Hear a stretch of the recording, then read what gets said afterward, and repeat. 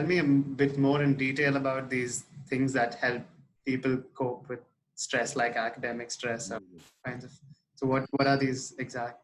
Yeah.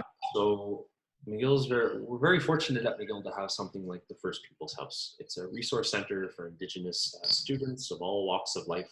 Some people are in their PhDs, their graduate studies, some of them their bachelors, and all of them have a spot. Basically, First People's House is kind of a home away from home for all of them. I used it quite often when I was a student. And from there, they have access to kind of these ceremonies. They'll have talking circles. They'll have just community get-togethers, like feasts, for example. They have access to smudging as well, which is kind of not everyone smudges, but for myself, I grew up with it. It's basically using kind of the sacred medicines to help you out spiritually. And you burn them and you kind of use the smoke that comes off of them to purify your senses and your being.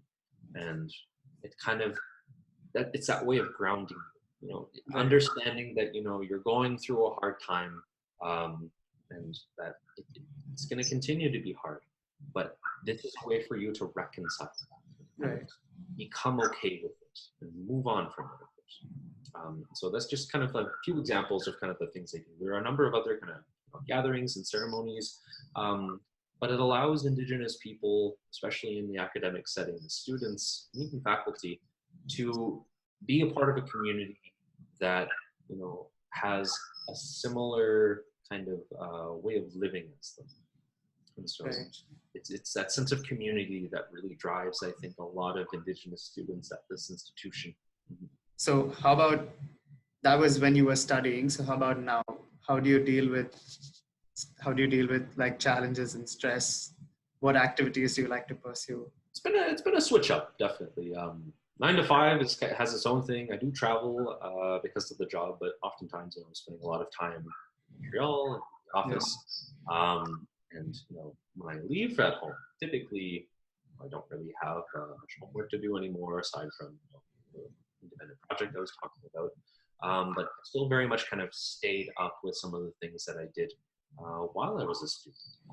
I still am actually keeper of a drum at McGill, and I hold that with great honor myself. But I kind of our drum group is inclusive to community members in Montreal. It's inclusive to Indigenous students at McGill or any other institution, and so still very much kind of share that kind of powerful spiritual medicine with other Indigenous people as well.